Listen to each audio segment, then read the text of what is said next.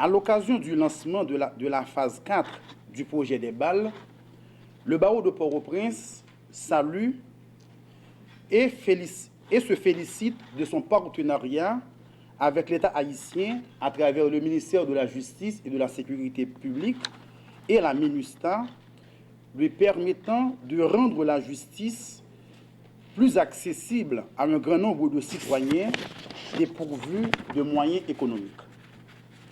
Dans le cadre de ce projet, le barreau de Port-au-Prince intervient à titre d'exécutant pour le compte de l'État haïtien avec le support financier de la MINUSTA.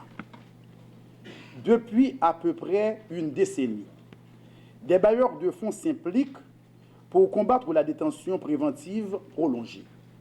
Le projet des balles comporte un volet particulier avec l'accent qui est mis sur la réduction de la violence au niveau des communautés.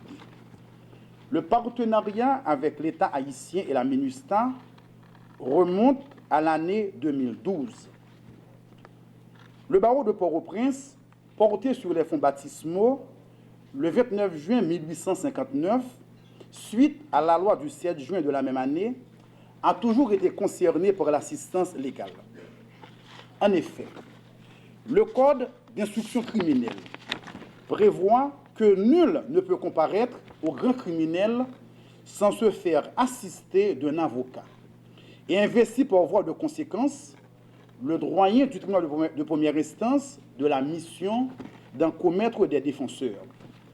La Constitution de 1987 a renforcé l'assistance en prescrivant de manière impérative, donc non dérogeable, que personne ne peut être interrogé en l'absence de son avocat ou d'un témoin de son choix. La mission des Nations Unies pour la stabilisation en Haïti a le plaisir de lancer officiellement la 4e phase d'opération des 5 balles d'assistance et des bureaux d'assistance légale à la juridiction de Port-au-Prince. Ainsi, permettez-moi,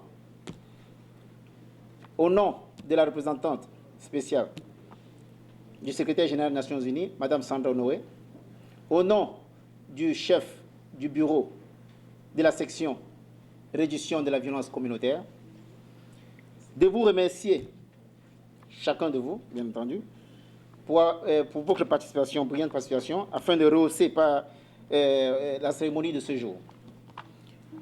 Comme l'a dit tantôt Maître Gaston, c'est depuis mai 2012 que le barreau de Port-au-Prince, en concertation avec le ministère de la Justice, a soumis à la section réduction de la violence communautaire une proposition de projet, naturellement visant à l'installation de la juridiction de Port-au-Prince de 5 barreaux bureaux d'assistance légale. Sans plus tarder, et dans le cadre de la 4e phase, la MINUSTA, de concert avec la section appui institutionnel et celle des droits de l'homme, et la RVC bien entendu, a analysé la première mouture liée à cette 4e phase, avec engagement et dévouement. C'est ainsi que l'équipe de la MINUSTA, de concert avec celle du barreau de Port-au-Prince, a opéré plusieurs visites de terrain et des séances de travail avec les acteurs concernés, les encadreurs, les coordonnateurs des bureaux, pour pouvoir harmoniser et concrétiser ces projets, qui sont au nombre de 5, comme vous le saurez déjà, pour un budget total de 953 097 $ américains. Certes, ce montant rentre dans le cadre de l'appui de la MINUSTA au gouvernement haïtien en faveur du renforcement de l'état de droit en Haïti. Ces projets qui s'étendent sur une durée de 9 mois poursuivent les 4 objectifs suivants. Fournir une assistance légale aux justiciables démunis en accordant la priorité aux personnes en détention préventive, réduire le taux de détention préventive prolongée, diminuer la violence à travers les quartiers défavorisés de Port-au-Prince et œuvrer à l'installation de l'État de droit en Haïti. La quatrième phase du programme d'assistance légale mis sur pied par le ministère de la Justice et de la Sécurité publique en collaboration avec le barreau de Port-au-Prince et aussi avec le support financier de la MINUSTAH. Au prime abord, il importe de mentionner qu'il est unanimement reconnu que l'accès à la justice est un élément fondamental de l'État de droit. C'est un sujet d'actualité, il est vrai, mais certainement pas nouveau. C'est un thème universel qui a traversé les siècles et qui a considérablement évolué avec l'histoire des différents États. D'une notion philanthropique de bienfaisance judiciaire, l'on est passé à la considération et à la consécration d'un droit fondamental. Il est fondamental parce qu'il est une condition sine qua non de l'effectivité de la règle de droit. L'accès à la justice permet à toute personne de pouvoir obtenir la reconnaissance et la jouissance de ses droits. Sans accès à la justice, les droits consacrés par la loi seraient purement théoriques. Mesdames, Messieurs, nous ne pouvons nous poser la question à savoir que comporte la notion d'accès à la justice. Un élément de réponse serait que c'est avant tout le droit d'accès à un jugement et le droit de se faire conseiller, défendre et représenter durant ce jugement.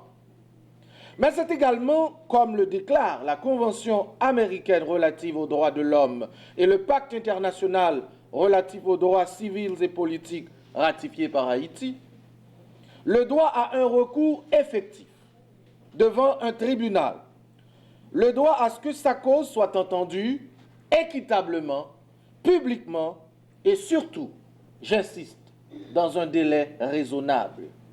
Il n'est pas question que des gens restent en prison pendant 3 ans alors qu'il n'y ait aucune ordonnance d'un juge d'instruction. Ce n'est pas normal et j'attends, j'espère bien, avoir la collaboration du CSPJ pour résoudre ce problème.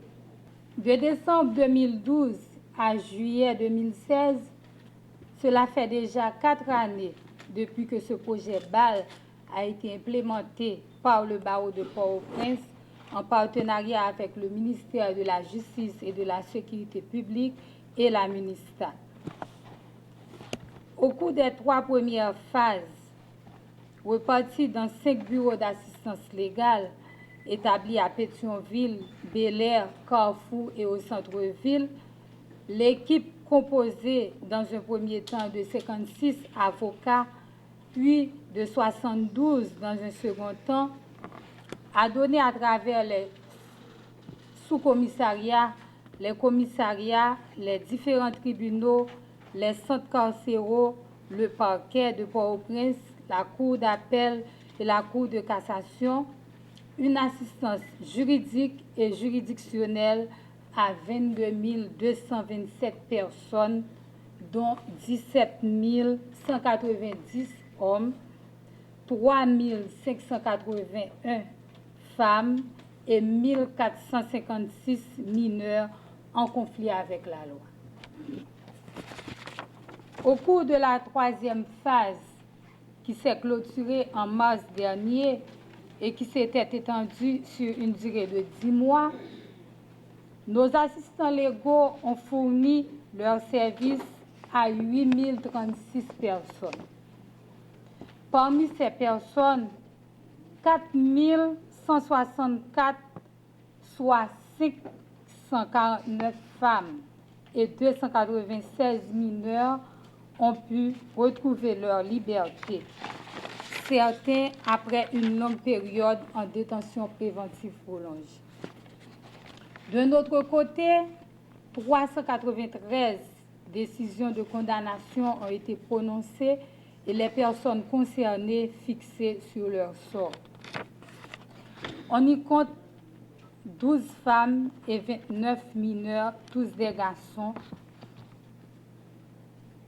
Parallèlement, 4579 personnes ont appris à régler leurs différends par la médiation communautaire et ont été informés de leurs droits et devoirs en tant que citoyens.